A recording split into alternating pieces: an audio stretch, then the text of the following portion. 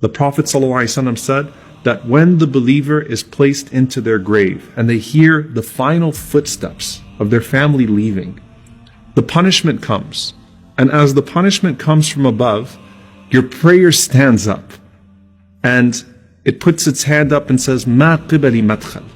You will not pass through me. So the prayer guards your head. And then the punishment comes to you from your right side. And the Prophet ﷺ said, your siyam, your fasting rises and stands guard and says, "Ma qibali madkhal." You will not pass through me. And then to his left, his zakah stands and says, "Ma qibali madkhal." You will not pass through me. And then at his feet, his sadaqah and sila, his goodness towards his family and then his community, his voluntary charity, his truthfulness, his honesty, all of those things stand guard at the bottom and say, "Ma qibali madkhal." You will not pass through me. And then it's said to him, "Sit up." And he sits up.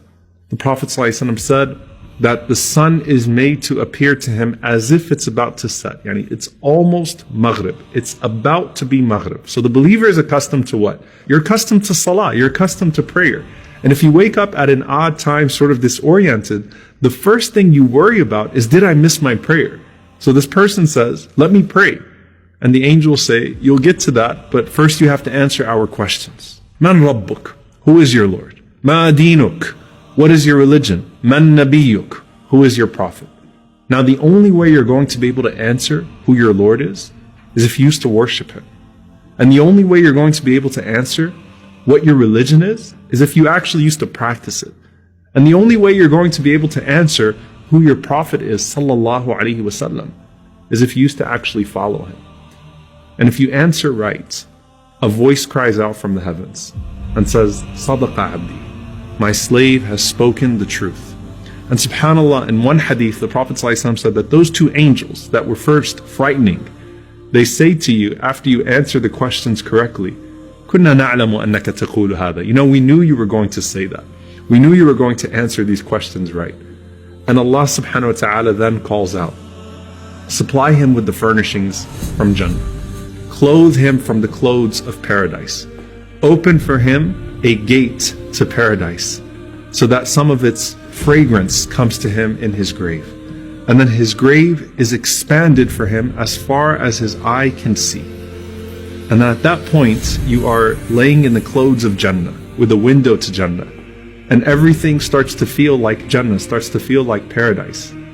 This visitor comes to you, and this visitor has this beautiful face, has these fine clothes, and has this pleasant scent. And he says to you, "Abshir billadhi yasurruk, hadha yawmuka alladhi kunta tu'ad." Glad tidings of that which will bring you happiness. This is your day which you were promised.